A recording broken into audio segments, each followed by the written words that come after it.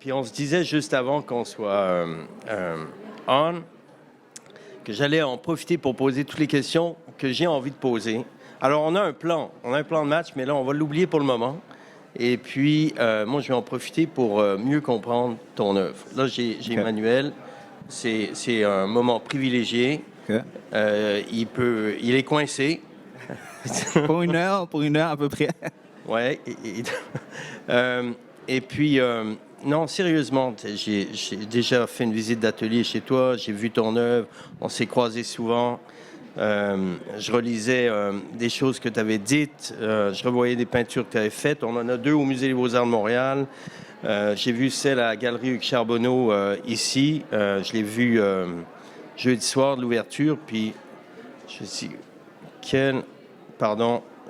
3 astérisques de bonne peinture. C'est une œuvre extraordinaire, d'une puissance. Je lisais ce que tu avais écrit dessus. Puis, je veux juste dire, chaque fois que je vois tes œuvres, je suis extrêmement, pas surpris, mais curieux. J'essaie de comprendre. Je suis pas sûr de comprendre ce qui se passe. Mais j'en reste pas moins extrêmement impressionné par la force des œuvres, même si... Puis on avait déjà une discussion là-dessus, même si c'est pas des peintures qui sont à propos d'autre chose, c'est des peintures qui sont leur propre truc. Hein. Donc j'ai l'impression de pas comprendre. Quand je lis tes textes, c'est d'une densité. J'essaie de suivre ton esprit, puis soit il va trop vite, soit il va trop profondément, mais Stéphane, c'est moi, c'est Joanne, je suis ici, devant, ici. Je me permets de t'interrompre parce qu'on n'entend pas. Il faut vraiment... la GAC te demande de parler très, très proche de ton micro. OK, merci, Joanne. Et de reprendre ta question parce qu'on n'a pas entendu. Alors, ce que je disais, c'est que je ne comprenais pas l'œuvre de Manuel Mathieu. Merci d'être venu. Alors, je veux que tu m'expliques comment tu travailles. Et par exemple, tu peux prendre cette peinture qui est là comme exemple. La peinture qui est chez Hugues Charbonneau, qui s'appelle Mathématiques. Ah oui, là, je m'entends, là. Voilà. Et que tu nous parles de cette peinture et que tu me l'expliques. Je trouve ça toujours particulier de parler d'une œuvre en particulier parce que c'est toujours dans un contexte, soit dans un corpus ou bien une période ou un moment donné. D'ailleurs, mais j'aime quand Hugues m'écrit et me demande cette œuvre-là, qu'est-ce qui se passe ici? Je ne me rappelle pas exactement ce que j'ai écrit pour mathématiques, mais je vais te dire ce qui me reste de l'œuvre quand j'y pense. Okay? Donc, c'est une œuvre qui a commencé dans une quête de composition, en fait. Tu vois, c'est une œuvre qui a une précision dans la composition que j'essaie d'exploiter. Okay? Donc, c'est quelque chose c'est un univers, comme tu dis, qui se contient. Et je voulais faire une œuvre qui permet aux spectateurs de voyager physiquement et visuellement. Tu vois? Donc, puis je l'ai appelé mathématique à cause de la précision, justement, qui m'intéresse dans ce contexte, dans le contexte de cette œuvre-là. Or, quand on la regarde, cette peinture, c'est tout sauf de la mathématique. Ouais. C'est un infini turbulent de couleurs carnées, des rouges, des roses, des bleus aussi. Ben, je pense que dans l'idée de la précision, on peut utiliser ces éléments-là. Et c'est ça qui crée une certaine densité dans la compréhension de l'œuvre, c'est qu'il y a beaucoup de contradictions. Déjà, le titre fait penser à quelque chose de précis, mais à beaucoup d'expressions. Il y a beaucoup c'est très gestuel. Donc, ce serait comme de créer un chaos et de l'organiser après. Donc, dans cette organisation-là, il y a de la précision. Parce que c'est juste du chaos. Moi, j'ai de la difficulté parce que ce ne serait pas une œuvre qui me commande de passer du temps avec, tu vois. Tandis que dans l'idée de la précision, je peux créer une composition qui prend le spectateur par la gorge et qui l'emmène dans l'œuvre, tu vois. Donc, je pense que c'est ça, d'organiser le chaos, c'est quelque chose qui m'a beaucoup intéressé. D'ailleurs, mon mentor, Mario Benjamin, je pense que c'est principalement comme ça qu'il travaille. Et ça m'a beaucoup intéressé lorsque j'étais plus jeune de comprendre pourquoi est-ce que... comment est-ce qu'on arrive à créer une valeur spirituelle en ordonnant le chaos et en créant une certaine finesse dans le chaos. Donc, Ouais. c'est quelque chose qui, jusqu'à présent d'ailleurs, que j'utilise régulièrement dans ma manière de travailler. Puis, on va aller, je pense, d'un sujet à l'autre vers Haïti en particulier. Mais j'ai aussi lu, je lisais un texte de toi récemment. Dans le catalogue de Gagosian à Londres, tu as des œuvres qui font partie d'une expo qui s'appelle Social Works, je pense, qui Ouais. jusqu'à fin décembre. Et tu disais que dans tes peintures, tu cherchais à danser avec les contradictions. Ouais. Et donc, c'est comme si il y avait quelque chose de posé et que l'œuvre était une danse avec les contraires de ce qui était posé. Ouais, ben c'est un espace qui est très riche, je pense, le sujet et son contraire, parce que ça nous met dans un espace en fait, on cherche toujours à compléter ce manque-là quand on est dans un espace de contradiction. Et ça peut nous laisser, on ne peut pas dire secouer, mais ça peut créer un vide. D'ailleurs, Michel, Hugues m'a envoyé une photo de Michel Bricot devant une de mes œuvres. Michel a été mon prof à l'UQAM. Okay? C'est un peintre extraordinaire. Il a arrêté de peindre malheureusement, mais l'une des choses que Michel m'a appris en regardant des peintures de la Renaissance, c'est comment est-ce que des fois, ils utilisaient les zones d'ombre pour te faire... En fait, ils utilisaient les zones d'ombre pour faire disparaître les corps. En fait, tu avais l'impression que les têtes et les bustes flottaient dans les airs, par exemple. Okay? Ils étaient broyés par le noir dans le fond du tableau. Et naturellement, dans notre cerveau, on a tendance à compléter ce vide-là et faire du sens avec ce vide-là, parce que si le torse est là, puis il n'y a pas de cou, mais on comprend très bien que la tête est tenue par le buste, donc il y a un cou. C'est un principe de Gestalt, et cette manière je fais référence à Michel parce que dans sa manière d'approcher la peinture, c'est l'une des choses qui m'est restée, par exemple. L'utilisation de ce vide-là que le spectateur comble lui-même fait qu'il y a un temps dans le tableau qui s'installe parce que le spectateur complète ce qui se passe dans le tableau. Des fois, il y a des ponts qui amènent nulle part et c'est là la contradiction. Dans la composition, à des endroits que j'envoie le spectateur, puis il n'y a rien à regarder dans le tableau. Donc, il est obligé de retourner. Donc, ça crée un dynamisme qui m'intéresse beaucoup, au fait. Puis qui est basé, dans ce cas-ci, sur une sorte de science, en effet, de la perception et de la gestalt. Quand on est dans un monde de perception quand on est dans un monde de perception et d'apparition, selon moi, ou de représentation, on est dans un espace comme ça. Ouais, et on peut conceptuellement tordre la réalité et créer des surfaces qui font penser au corps, mais qui ne sont pas vraiment le corps. Donc, c'est un espace qui est riche, tu vois ce que je veux dire, de cette idée de compléter l'image. Au fait, on est dans un monde d'apparition. Et ça, on a une liberté dans ce monde-là parce que c'est nous qui décidons en tant qu'artistes dans quelle direction on veut aller par rapport à cette apparition-là. Alors, tu parles des toiles de la Renaissance, tu parles d'apparition. Je sais que une des toiles que tu aimes le plus, c'est le Saturne dévorant ton fils par Goya. Ouais. Je t'ai lu aussi parler du fait que l'identité haïtienne, c'était aussi une expérience de la spiritualité. C'est sûr. Mais l'expérience humaine, je pense qu'il y a différentes manières de connecter avec notre spiritualité. Puis en Haïti, il y a des manières précises.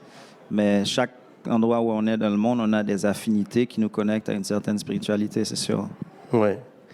Donc, tu as une peinture extrêmement physique, mais qui est basée sur une sorte de vision presque spirituelle de la dynamique des choses. Mais faire de l'art, c'est quelque chose de spirituel. Puis tu es dans l'art depuis toujours. C'est quelque chose que tu sais. Les meilleurs artistes ont une connexion avec la réalité qui n'est pas banale, on s'entend. Donc, puis moi, j'accepte cette réalité-là. D'ailleurs, j'utilise pour alimenter mes réflexions, alimenter mes recherches aussi. Donc, je ne suis pas dans En fait, j'embrasse tout ce que l'art peut apporter dans la manière de compléter ma vie à moi et de construire mon regard sur le monde aussi. Qu'est-ce que tu lis actuellement? Brother, I'm Dying. Je suis en train de relire parce que j'ai une discussion avec Edwidge Danticat dans quelques jours à Art Basel avec Hans Ulrich. Donc, Hans Ulrich Aubris m'a invité à parler avec Edwidge et lui, il est modérateur, où est-ce qu'il parlait d'influence, parce que pendant que j'ai travaillé 2 ans sur la dictature qui a eu lieu, je ne regarde pas ce bord-là du tout. Hein, c'est comme je te... Non, mais... faut inclure, mais je veux inclure tout le monde. J'ai travaillé 2 ans sur la dictature qui a eu lieu en Haïti. Et pendant cette période-là, mais j'ai lu Brother I'm Dying. J'ai travaillé sur... C'est quoi ce livre-là? C'est un livre d'Edwidge Danticat qui parle de migration, qui parle de sa relation avec son père, de sa vie aussi, de où est-ce qu'il a grandi, de comment il a grandi. Donc, ce sont des choses qui...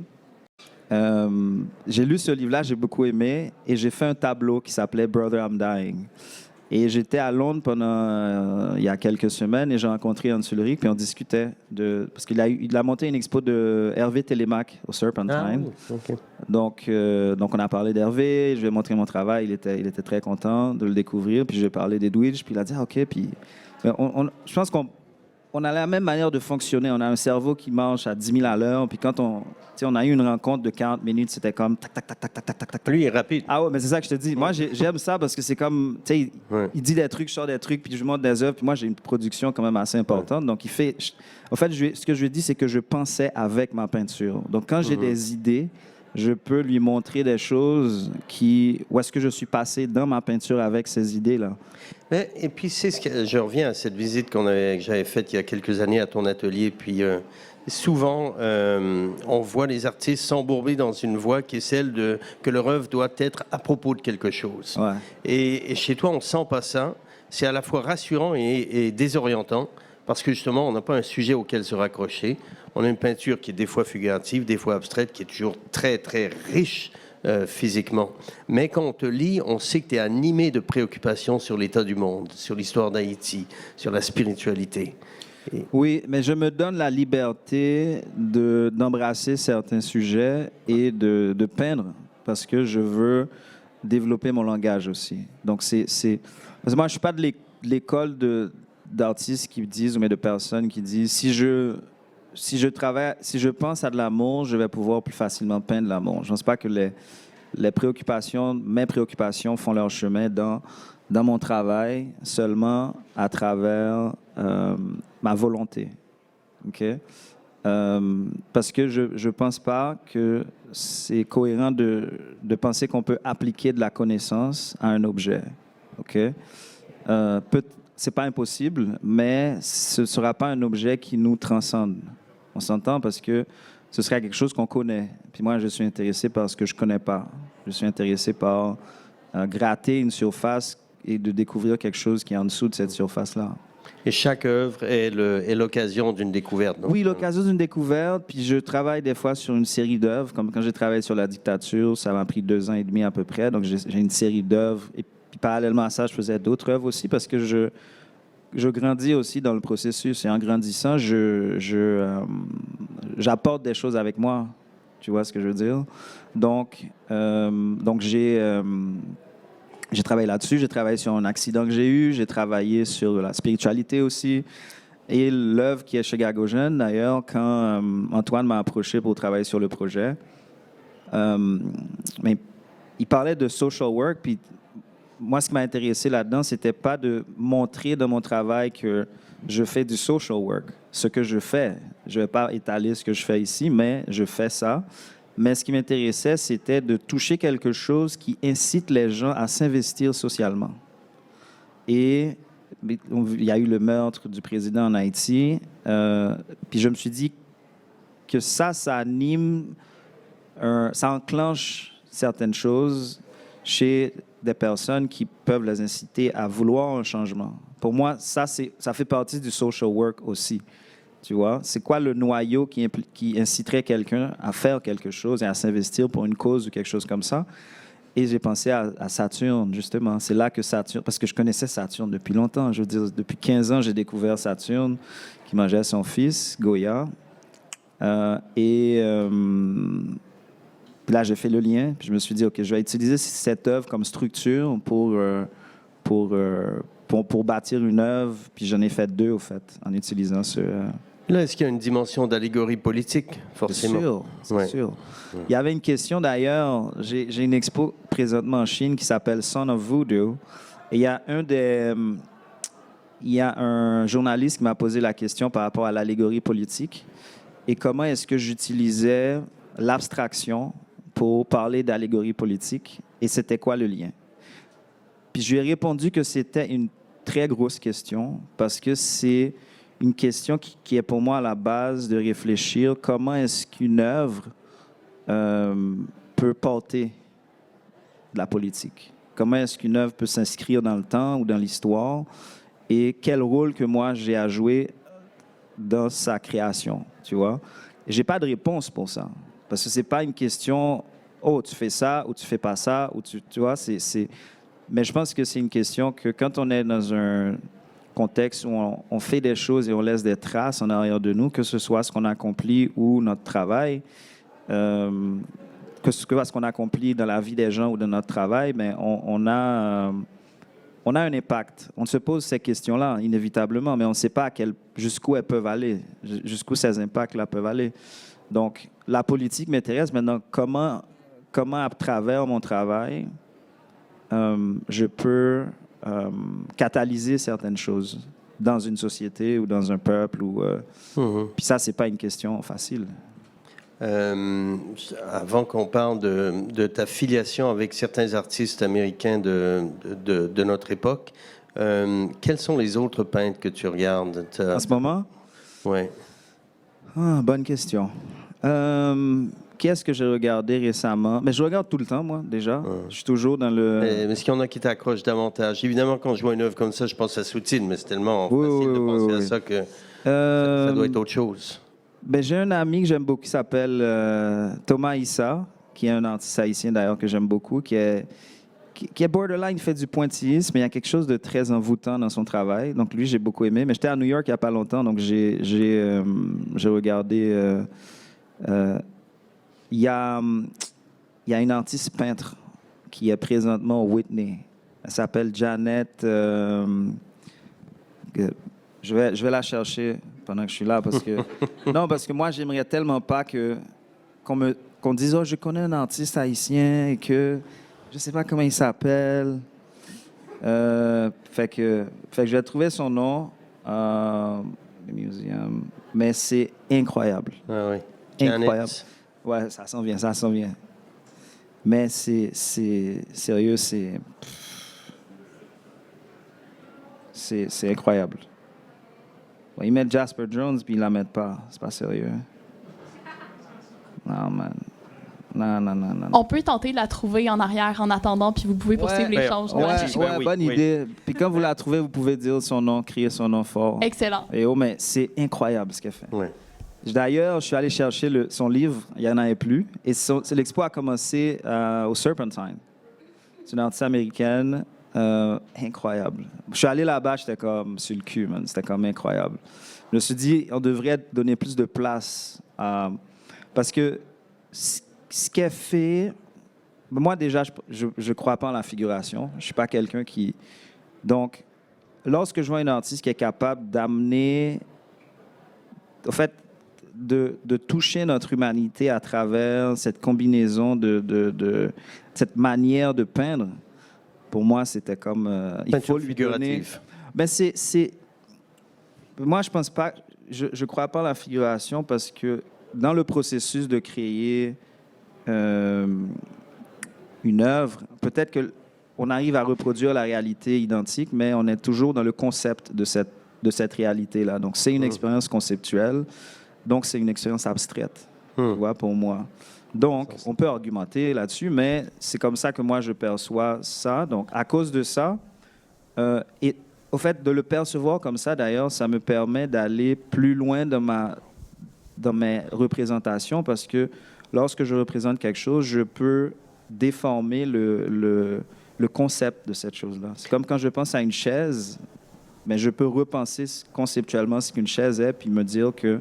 Puis quand je la peins, ben j'ai le droit de tout faire, au fait. Par contre, souvent, tu pars de sources figuratives, de photographies, Ouais, d'archives. j'utilise les structures, justement, de ces images-là Ouais. pour monter un tableau. Et c'est très de base, hein, c'est vraiment juste pour asseoir le personnage sur la toile, au fait. Un peu comme la toile qui est une des 2 toiles qu'on a au musée, qui représente, qui part d'une photographie de ta grand-mère, c'est Non, ça? il y en a plusieurs. Il y a plusieurs œuvres dans l'expo que j'ai utilisées qui ont une source. Une de notre collection. Ah, oui, oh mon Dieu, OK. Tu parles de 2018. Moi, je pensais que c'était... La dernière qui est sur 2... Ouais, mais ma grand-mère, ouais, ça vient d'une image. C'est l'une des premières œuvres que j'ai faites à partir d'une image. Et elle était dans son jardin. Et elle donnait d'eau, au fait. Et en effet, ça donne une structure, mais c'est très ouvert. Là. C'est très ouvert, puis c'est très proche de la photo. Ce qui est très rare dans mon cas, parce que je prends la photo, puis je twiste le contenu, puis ça devient autre chose. Mais dans ce cas-là, on voit que c'est une femme assise devant son jardin, tu vois. Et j'adore la nature et les fleurs, en fait, j'adore la nature tout court. Et ce qui m'intéressait, c'est que elle avait des fleurs sur son habit et elle était en train de s'occuper de ces fleurs. Et ça amenait un volet abstrait, au fait. Tu vois, c'est comme si elle était en train de construire un paysage lointain, mais avec ses 2 mains. Tu vois? Donc ça, c'est une métaphore assez forte pour moi, en fait. On pense avoir trouvé. Est-ce que ce serait Janet Fish? Fish? Pas Fish. Non. Mais c'est Janet quelque Koning, chose. peut-être? Hein? On en a 2. En fait, il y a 3 Janet. Il y a Janet Fish, Janet Sobol, puis Janet Koning. Je ne sais pas c'est laquelle entre les 3. OK. Ben non. Jennifer Park. Ah. Exactement. C'est pas Janet. Ouais! Round of applause! On est désolé pour les 3 Janet. Ouais, excusez-moi, j'ai pas une bonne mémoire sur les noms, mais est-ce que tu as vu l'expo? Non, je viens d'avoir virtuellement. Je comprends ton intérêt. C'est incroyable, c'est incroyable. C'est incroyable. Oui, mais justement, l'expo a été conceptualisée au Serpentine, puis elle voyage. Je ne sais pas où elle va aller après, mais c'est une très belle... ouais. Puis donc, c'est une expo au Brist aussi. Oui. C'est Jennifer ouais. Packer. Je te jure, c'est... En tout cas... Merci, André. Formidable. Si je m'interroge, tu sais, on s'est vus aux États-Unis quelques fois, on se croisait. Ouais. Tu es dans plusieurs collections américaines de collectionneurs de peintures afro-américaines. Je pense à Reuben Charles à Washington, à Pamela Joyner. On parlait de Pamela Joyner, qui est une des grandes collectionneuses d'artistes afro-américains ou africains-américains. T'es haïtien, c'est pas la même chose, c'est pas la même réalité. Non. Mais comment perçois-tu ce phénomène qui, d'après moi, est un des phénomènes les plus importants des 20 dernières années dans l'histoire de l'art? À la fois le marché, mais l'art lui-même. Et comment tu te situes par rapport à ça? C'est une grosse question. C'est une grosse question. C'est plus une question de gars de musique. J'ai la réponse à la grosse question. J'ai la réponse. Je peux m'exprimer là-dessus. J'ai pas la réponse, mais je suis capable de dire ce que je pense là-dessus. Je veux dire, je suis dedans. Heureux de t'entendre. Bon, premièrement, c'est important de souligner ce que tu as dit dans le sens qu'il y a une différence entre un Afro-Américain et moi. Okay? Moi, je suis un Haïtien. Ce que ça implique, c'est que j'ai pris mon indépendance il y a un petit peu plus de 200 ans. Ça veut dire que j'articule ma liberté en littérature, en photo, en peinture, en musique depuis plus de 200 ans. Okay? Donc, ça nourrit aussi ma spiritualité. Okay? En tant que peuple, parce que là, je parle d'un point de vue du peuple. Donc, c'est dans ce contexte-là que moi, j'ai grandi et que j'ai développé ma négritude. Puis être noir en Haïti, c'est pas la même chose qu'être noir aux États-Unis. Par contre, j'étais en train de parler avec un ami à New York qui me disait que son chum est un Jamaïcain et qu'il était venu dans sa jeunesse aux États-Unis et qu'il y avait le protest de Black Lives Matter, puis il ne se sentait pas inclus ou concerné. Okay? Moi, j'avais un problème avec ça parce que par rapport au racisme, quand tu es noir, on s'en fout d'où tu viens. Dans le sens que si tu es noir, tu es noir. Tu vois ce que je veux dire? Donc, il y a le revers de cette médaille, c'est que lorsque j'arrive aux États-Unis, je suis automatiquement noir, mais je bénéficie de la liberté que j'ai aux États-Unis à cause de ces Afro-Américains qui se sont battus pour leur liberté. Donc, je dois reconnaître leur combat. Tu vois ce que je veux dire? Parce que c'est à cause d'eux que je suis capable d'aller boire de l'eau, que je suis capable d'aller pisser, que je suis capable d'entrer dans certains endroits. Je veux dire, tu vois, tout ça, c'est premièrement, il faut que je reconnaisse ça. Donc, s'ils sont en train de se battre, mais je dois me joindre au combat parce que tant que je suis sur leur terre ou notre territoire, on va dire, pas la terre, mais notre territoire, ben on est dans le même bateau. OK? Donc, c'est la première chose que je veux dire par rapport à... Donc, tu te sens plus noir quand tu vas aux États-Unis que... Ben, c'est une bonne question parce que l'expérience d'être noir, principalement, c'est pas quelque chose que je vis avec mes compatriotes noirs. Tu comprends? Dans le sens que toi, tu es blanc. Quand tu vas en Haïti, les Haïtiens vont te faire sentir blanc parce que tu es dans un contexte noir. Mais quand tu es chez toi, tu ne parles pas du fait que tu es blanc. Tu comprends ce que je veux dire? C'est comme, je suis blanc. Tu sais, c'est comme... Donc, mon contact avec ma noirceur s'est complexifié quand je suis venu ici aussi. Ça a joué un rôle parce que quand j'étais en Haïti, j'avais un autre rapport. C'est pas qu'il n'y a pas de racisme en Haïti, mais c'était autre chose. Tu vois ce que je veux dire? Donc, bon, ça, c'est pour souligner ce que tu as dit parce que c'est important de faire la différence. Puis les liens aussi, les liens à voir. Maintenant, par rapport à l'art, OK? Je pense qu'il y a un boom. Puis ça, c'est personnel. Hein. Il y a des gens qui vont être d'accord, il y a des gens qui ne vont pas être d'accord. Je pense que les artistes noirs américains, ou en général, parce que c'est très lié au marché, je pense qu'il y a plusieurs catégories. Je vais en citer quelques. Il y a des artistes qui font un travail que je considère qu'il y a un self-actualization. Okay? Ça veut dire qu'on va nous peindre, on va peindre notre contexte, on va peindre où est-ce qu'on habite, on va peindre nos amis, etc., etc. Est-ce que c'est la Kerry James Marshall et ceux qui suivent Il y a beaucoup, il y a de la figuration là-dedans aussi. Ouais. Il y a un volet qui est très aussi historique. Ça veut dire qu'on va parler de notre histoire, on va parler de la préservation de notre histoire, on va parler de ce qui s'est passé dans le passé pour ramener notre humanité de l'avant. Donc tout ça, ce sont des manières, des chemins pour parler de notre humanité. Il y a l'abstraction aussi, que je pense que Jennifer fait très bien, où est-ce qu'il y a une... Parce qu'on peut parler de figuration et on peut complexifier l'idée, le concept de la figuration pour montrer comment est-ce que notre existence est complexe. Tu vois? Et je trouve qu'elle fait ça très bien. Tu vois? Donc, il y a ça aussi, qui est un volet beaucoup plus abstrait que j'associe à une certaine spiritualité aussi. Et il y a un volet beaucoup plus fantastique. Tu vois, quelque chose de... On est en train de créer un monde mythologique. L'afrofuturisme. Quelque chose du genre, tu vois. Donc, et l'un n'est pas meilleur que l'autre. OK? Je pense que... Puis l'un ne donne pas dos à l'autre. Ça veut dire que ce sont des choses qui peuvent se lier et qui peuvent qui peuvent alimenter le travail de n'importe quel artiste. Mais je pense de les voir comme ça permet de comprendre un peu plus leur mécanisme.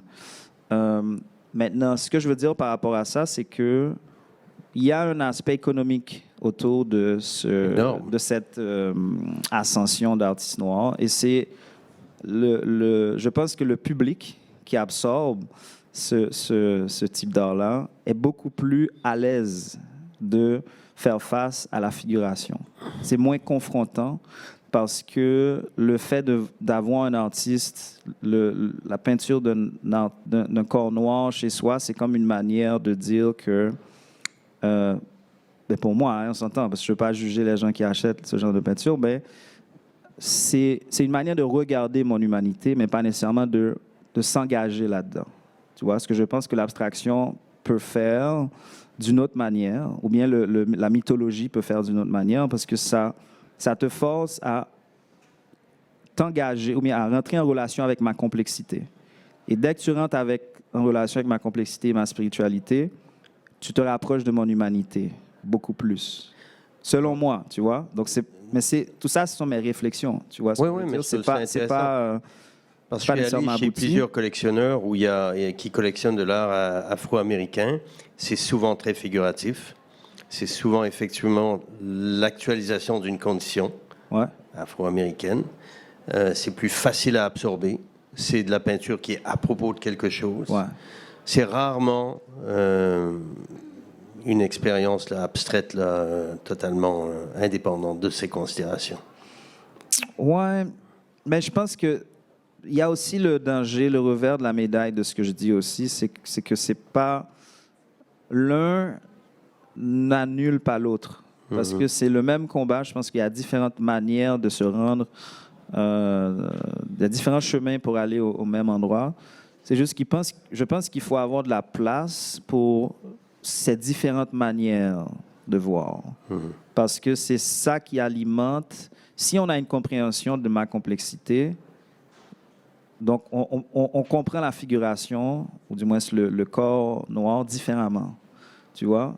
Donc, je pense que c'est important d'avoir une ouverture sur les différentes réalités et de... en fait, ça crée une élasticité sur la réalité qui pose des questions intéressantes, au fait. Ouais. Donc, puis c'est des idées, quoi. C'est pas... C'est ce que j'ai compris. Puis tu me demandes, moi, mon point... Où est-ce que tu te sens intégré à cette mouvance? Moi, je pense que il y a beaucoup d'argent. Donc, ça crée pas dire une agressivité, mais il y a une compétition pour prendre de la place. Et je pense que c'est pas mauvais. Okay? Une bonne compétition, c'est toujours bien. Mais ma préoccupation, c'est comment est-ce que dans ce changement de paradigme, est-ce qu'il y a de la longévité? Est-ce qu'il y a des vraies bases qui sont créées? Et c'est ça. Au fait, c'est quelque chose qui est en mouvance, au fait. Donc, je contribue. En fait, j'ai fait un show qui s'appelle Negroland, A Landscape of Desires, qui était chez Cavi. À Chicago. Chicago. Quand j'ai fait ce show-là,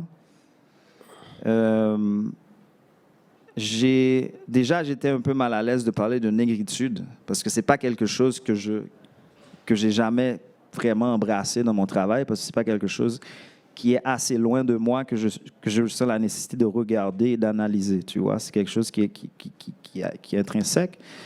Mais ça m'intéressait de parler de la négritude, mais à travers le désir, tu vois.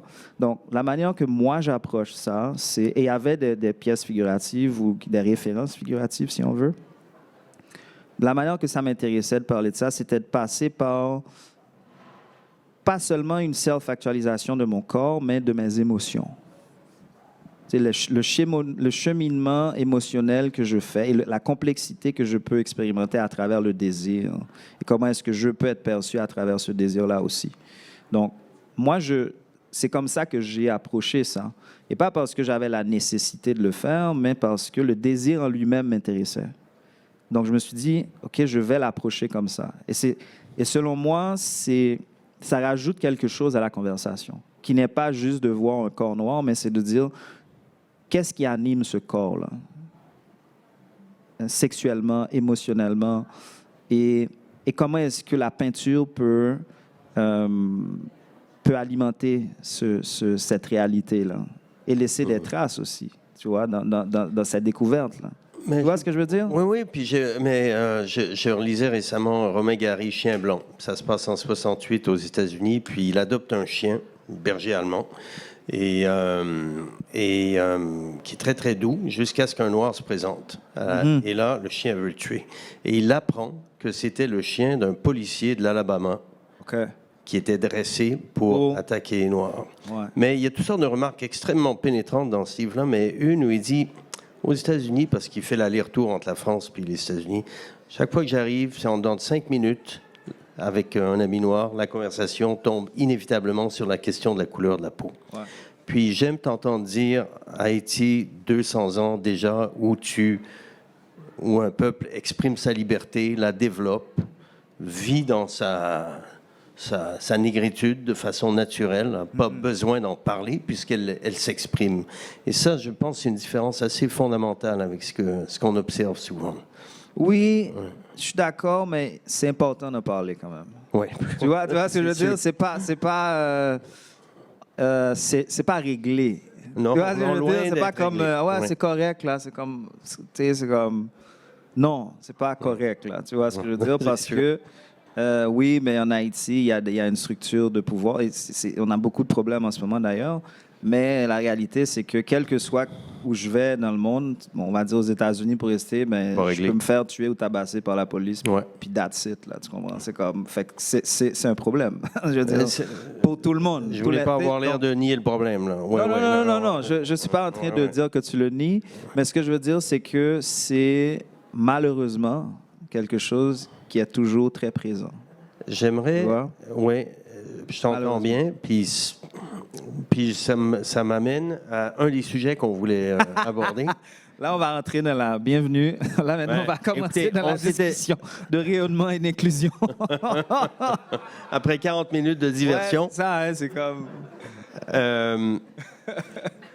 Tu avais été invité à une émission. Là, on va dire qu'on se donne encore 5-6 minutes ou 10, et puis ensuite, on ouvre ça aux questions. Tu avais été invité à être le ministre de la Culture. Oui. Je ne sais plus quelle émission, Rebecca McConnell. Ouais, on dira ce qu'on voudra, ouais. Voilà. Bon, mais écoute, dis ce que tu veux dans ce cas-là.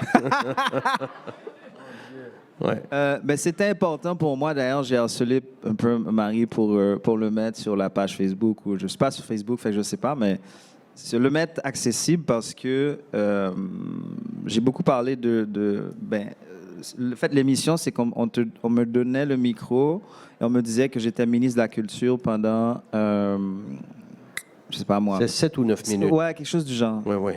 Donc, j'avais tu sais, ils m'ont dit peut-être 2-3 semaines avant, donc je me suis préparé, puis j'ai parlé de ça. Puis la raison pourquoi je voulais qu'on en parle, je ne vais pas entrer dans les détails de ça, vous pouvez aller l'écouter si vous voulez, c'est que on parlait de rayonnement, on parlait d'inclusion, puis je me suis dit que c'est important d'avoir un regard global de ce qui se passe au Québec. OK? Pas juste de voir le musée, de voir les artistes, de voir les centres d'artistes, puis de voir les galeries, puis tous ces milieux-là sont séparés. C'est un système, c'est une manière de fonctionner. Il y a les gens circulent dans ce milieu-là, il y a des relations de pouvoir qui naissent et qui disparaissent dans cette structure-là. Et d'un point de vue politique, mais moi j'ai parlé du statut de l'artiste, j'ai parlé de quoi j'ai parlé d'autre dans ce... J'ai parlé j'ai parlé du statut de l'artiste, j'ai parlé du fait que la place... comment est-ce que le gouvernement pourrait faciliter la présence du secteur privé en donnant des incitatifs fiscaux ça se fait dans certains pays d'Europe, donc c'est pas de la magie d'avoir un passeport culturel, par exemple, d'encadrer un petit peu plus les artistes. Je pense, j'ai souligné aussi que pendant la COVID, il y a eu le gouvernement a injecté 400 000 $ dans les arts, puis seulement 0,15, je pense 6 millions a été octroyé aux artistes et aux écrivains.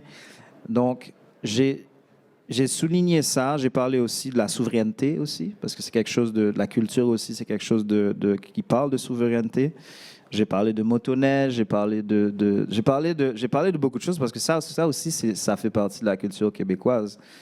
Donc, maintenant, c'est de voir comment est-ce que ces éléments-là peuvent influencer le contexte artistique ici.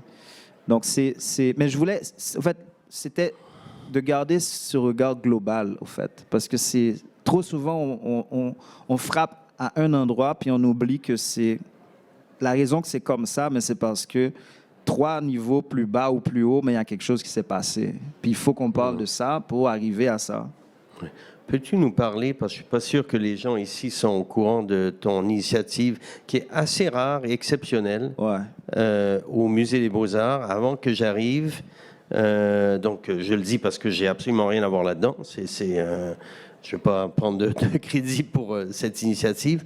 Tu as créé un fonds du nom de ta grand-mère, Marie-Solange Apollon. Ouais. Ben, je pense que Dominique a participé à ça aussi. Dominique m'a invité à une exposition en 2018, je pense, au musée. Et lorsque j'ai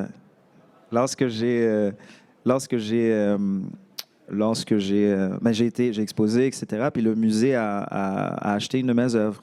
C'est Hélène Coutu, d'ailleurs, qui a aidé. Si Hélène est là ou si elle entend ça, ben merci Hélène.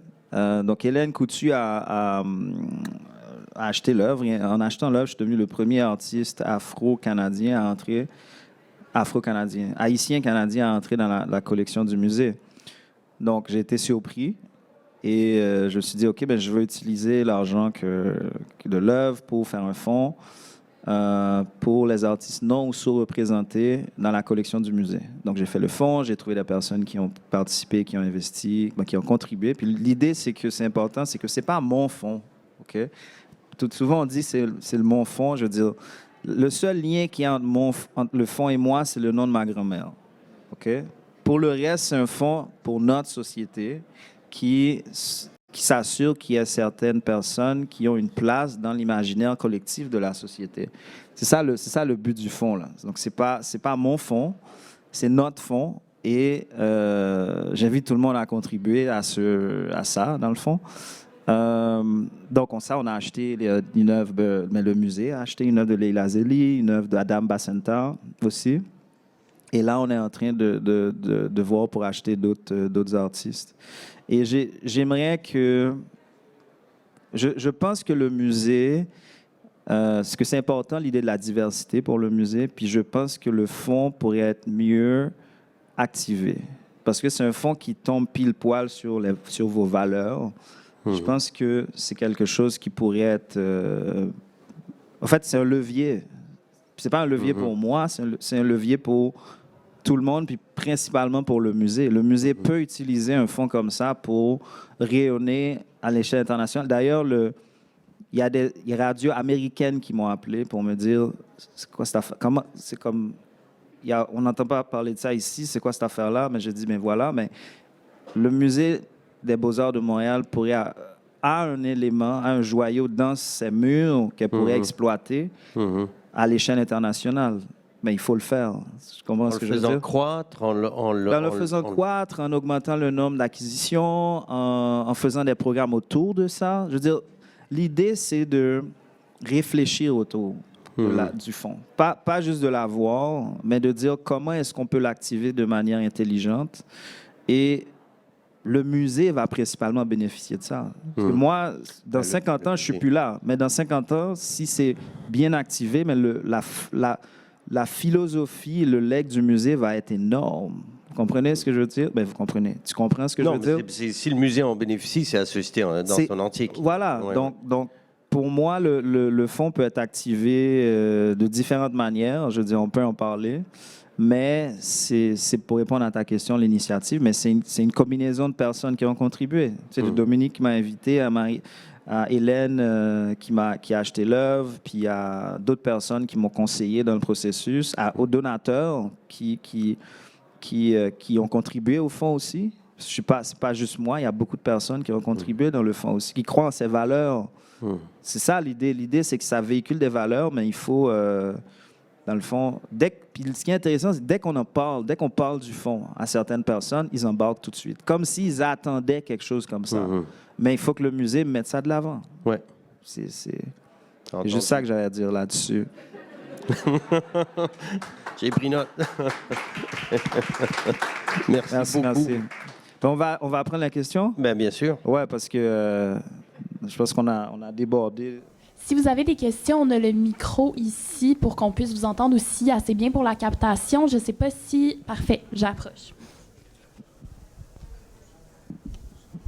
Excellente conférence, Manuel, Monsieur Aquin. Merci. Alors, peut-on dire que le 21e siècle sera le siècle de l'Afrique? Mon Dieu, ça c'est une méga grosse question. Mais déjà, l'Afrique, c'est très vaste, c'est très complexe. Donc, je me sens pas à l'aise de parler pour l'Afrique. Par contre, je pense que il y a beaucoup plus de place pour une sensibilité noire dans le monde. Okay? Donc, maintenant, est-ce que cette sensibilité va être préservée dans le futur? Est-ce que le fond, c'est une manière de consolider ça? Donc, je pense que s'il y a des gestes comme ça qui se font dans le temps, c'est très possible. Maintenant, est-ce que ça va avoir une présence globale? Maintenant, c'est une autre question. C'est différents enjeux. Mais j'espère. J'espère parce que notre sensibilité, on a quelque chose de très précieux à apporter. Et ça je sais pas moi, ça nourrit tout le monde. C'est pas pour nous, mais ça nourrit toute la planète, finalement. Puis clairement, il y a une sous-représentation. Là, je vais m'en tenir au seul petit domaine que je connais, qui est le musée et l'art. Il y a une sous-représentation dramatique de l'art africain dans la vaste majorité des musées occidentaux. Ouais. Vous allez trouver des artistes africains, américains, orientaux, asiatiques, japonais, chinois. Mais l'art africain c'est mon expérience ici et ailleurs. Mais là, ça soulève une question. Est-ce que les institutions sont prêtes à embrasser cette réalité-là pour vraiment ce qu'elle est? Pas pour ce qu'elle aimerait qu'elle soit, mais ce qu'elle est. Puis il faut des personnes, il faut des penseurs, il faut des gens qui réfléchissent à ça. Pas juste comme on les met sur le mur, puis that's it. Tu vois, je pense que... Puis tu as une culture du musée, tu sais que c'est de créer de la culture ou bien de faciliter la transmission de la culture, c'est quelque chose qui a un impact énorme sur les gens.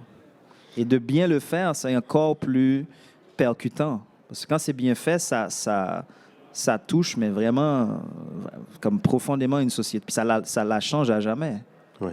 Je crois souvent que la représentation de l'Afrique a été globale. Il y a les expositions Africa Remix et autres traitent le continent comme un tout. Mais l'Afrique, c'est énorme, comme tu l'as dit. C'est énorme, c'est complexe. Mais déjà, d'admettre ça, c'est super que tu admettes ça parce que c'est de bien commencer, de dire qu'on va déjà arrêter de dire qu'on fait une exposition sur l'Afrique. Ouais. On va faire des moments déjà parce qu'on a une histoire. Là. Ça ne commence pas avec les artistes contemporains d'aujourd'hui. Déjà d'aller en arrière puis de dire que, OK, voilà comment ça a influencé.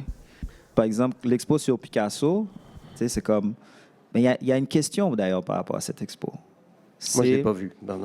Il y a une question par rapport au concept de l'expo, c'est pourquoi est-ce que l'esthétisme et la sensibilité africaine a besoin de passer par Picasso pour exister dans un musée occidental? Je veux dire, Puis plusieurs gens vont répondre de différentes manières, là, mais c'est une question qui est valable. Mais tu vois ce que je veux dire? Et Picasso, en plus, l'admet. Il dit, moi, j'ai été influencé par ces artistes, par ces masques. Bien, prenez les masques, puis mettez-les là. Mettez un quote de Picasso, mais on n'est pas obligé de... En même temps, je me dis, ça souligne peut-être le fait que la société elle-même n'est pas prête à rentrer en relation avec les œuvres elles-mêmes sans passer par Picasso. Puis si c'est le cas, bien, il faut qu'on en parle. Maintenant, la question, c'est plus... Est-ce que Picasso a sa place? Mais c'est pourquoi la société a besoin de passer par... De Picasso pour s'intéresser. Tu vois ce que je veux dire? Puis ça a marché, l'expo, je veux dire. C'est un blockbuster, je suppose. Mais je ne sais pas si le siècle sera le siècle de l'Afrique, mais clairement, il y a beaucoup de travail à faire là. Ça, c'est sûr. Mais on a tous du travail à faire. C'est pas juste les artistes, ni juste les commissaires. Je pense que nous tous ici, on a un petit bout de trucs à mettre... Ouais. C'est qui la prochaine question? Je vois pas. Ah, OK. Excuse-moi. Je pense bien que c'est moi. Bonjour tout le monde. Merci beaucoup pour l'entretien. J'ai beaucoup été marquée par ce que tu as appelé ou ce que tu as nommé comme s'engager dans la complexité de l'autre. Ouais. Puis ici, on parle d'art visuel, on parle de musée, mais au Québec, on le voit, c'est dans plusieurs disciplines, plusieurs milieux qu'on voit la poussée, la croissance d'artistes qui commencent à émerger un peu plus, que ce soit le cinéma, la littérature, la performance, la danse. Puis j'ai envie de t'entendre sur la notion, comment s'articulent pour toi toutes ces initiatives-là? Qu'est-ce qu'on est en train ou qu'est-ce qui se construit à travers l'interaction entre toutes ces initiatives-là en ce moment, puis le fait qu'elles sont à travers différentes têtes, à travers différents travails, on sent qu'il y a quelque chose qui se passe, qu'il y a un mouvement. Mais c'est ça, j'ai envie de t'entendre, soit sur la notion de solidarité ou de comment ça s'articule, puis ce qui est en train de se construire à travers toutes ces disciplines et ces personnes qui sont en train de prendre leur voix, en fait. J'ai une question pour vous par rapport à ça. En fait, j'ai quelque chose que... je ne me rappelle même plus à qui je parlais de ça, mais à l'UQAM, le terme art visuel et médiatique, c'est relativement récent. Okay? Si quelqu'un connaît les dates exactes, s'il vous plaît, éclairez-moi, mais c'est relativement récent. Donc, l'institution phare de la ville elle-même a changé, c'est passé de beaux-arts à art visuel et médiatique. Elle aussi, elle est en train de définir comment est-ce qu'un artiste peut être dans le monde, et le curriculum aussi a changé. Comme dire que moi, j'ai étudié à l'UQAM, donc j'ai fait de l'art visuel, j'ai fait de la peinture, de la photo, de la vidéo, je veux dire, j'ai tout fait. Puis je pense que peut-être que comme c'est assez récent, peut-être que qu'on ressent cette vague d'artistes qui sortent des artistes matures qui sortent de ça. Il y a ça, d'une part, que je veux souligner, puis d'autre part, c'est la technologie. Okay? Notre génération, mais moi je suis un petit peu plus vieux, là, mais la génération, on va dire 10 ans de moins que moi, vit dans un monde où, naturellement, il colle les choses ensemble. Okay? Il est en train de se filmer en même temps qu'il est en train il fait du green screen, puis sur YouTube, il peut apprendre à tout faire. Okay? Donc, ça brise l'idée que faire de l'art, c'est une chose. Okay? Quelqu'un peut combiner des choses. Déjà, la performance. Les YouTubers, on peut se questionner. C'est-tu de la performance, cette affaire-là? Tu vois ce que je veux dire? Mais si lui décide que c'est de la performance, mais qu'est-ce que tu vas dire? Tu vas dire que c'est pas de la performance? Donc, je pense que la technologie et la facilité que cette nouvelle génération a de transformer les choses et les applications qui accélèrent cette transformation-là font que il y a un autre espace qui est en train de se créer. Il y a des ponts qu'on ne pouvait pas voir, et l'ancienne génération, plus vieille que moi, parfois, elle ne comprend même pas ce qui se passe. Okay? Mais c'est quelque chose, la société évolue, et ce sont les jeunes ils ont une facilité à combiner les choses, naturellement, tu vois? Donc, et c'est ce qui fait qu'il y a des combinaisons des danseurs et des musiciens et des artistes en art visuel. Donc, naturellement, on est porté à ça. Maintenant, comment ça va évoluer dans notre société, j'ai aucune idée. Mais c'est stimulant parce que déjà, dans ma présentation en tant que ministre de la Culture, j'avais questionné le statut de l'artiste. Okay? Parce que c'est l'une des choses que j'aimerais questionner en tant que ministre. Parce que pour être un artiste ici, il te dit faut te proclamer artiste, il faut être travailleur autonome, il faut vendre tes œuvres, puis il faut une sorte d'approbation de tes pairs, ou quelque chose comme ça. Puis moi, j'ai un problème avec l'approbation de tes pairs, okay? Parce que cette approbation, trop souvent, passe par les diplômes. OK? Et ça crée un certain élitisme, je pense, qui met de côté une certaine catégorie de personnes qui ont un autre langage qu'un bac. Tu comprends ce que je veux dire? Et cette sensibilité-là peut amener des choses dans notre société. D'ailleurs, aujourd'hui, c'est presque désuet d'aller étudier, de s'endetter pour aller étudier. Je veux dire, tu peux faire quelque chose d'incroyable sans avoir un diplôme, tu vois? Donc, dans cette idée-là, pourquoi je disais ça? C'était quoi le... En fait, la question, c'était vraiment sur l'articulation de toutes ces initiatives-là. C'est quoi le narratif qui se construit à travers... Ouais, justement, ce que je voulais dire, c'est que il faut repenser dans cette idée du statut de l'artiste, mais c'est quoi? C'est qui est un artiste, puis qui décide ça déjà, là, tu sais? Puis, moi. Ouais, mais justement, mais tu vois, si on veut rester dans le plus grand que dans le global, c'est que c'est important de définir l'artiste comme ça parce que ça facilite les subventions, par exemple. Tu vois, c'est comme d'avoir ce regard de vente, de père, de ci, de ça. Donc, ça rentre dans un plus gros engrenage. Maintenant, moi, je questionne tous les engrenages. Donc, tu vois, donc c'est comme de dire, ben, si on change de statut, il faut changer la subvention. Si on change la subvention, les subventions sont pertinentes. Tu sais, c'est comme le secteur privé, ils ont-tu un mot à dire, mais on peut-tu les aider? Tu sais, c'est comme... Ben, ouais, c'est un effet domino qu'il faut accepter, dans le fond. Tu vois, donc c'est ouais. Je sais pas si j'ai répondu, mais j'ai plus de questions, moi, par rapport à ta question que des réponses, tu vois.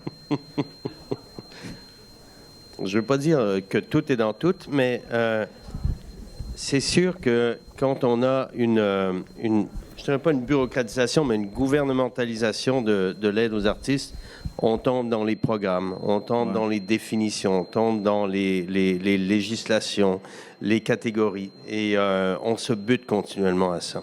Puis tu as tout à fait raison, c'est un autre syndrome au phénomène de fond, c'est la constitution du visible qui a lieu et qui fait que ceux qui sont passés à l'UQAM se connaissent, se reconnaissent à l'UDM, etc., et que ça laisse en marge toutes sortes d'autres sensibilités. Ouais. Et il y a une reproduction de cette académie. Je pense que tous les sociologues ont bien vu ça. Alors ça, il faut en être bien conscient de façon au moins à ne pas tomber dans le piège de la reproduction. C'est sûr.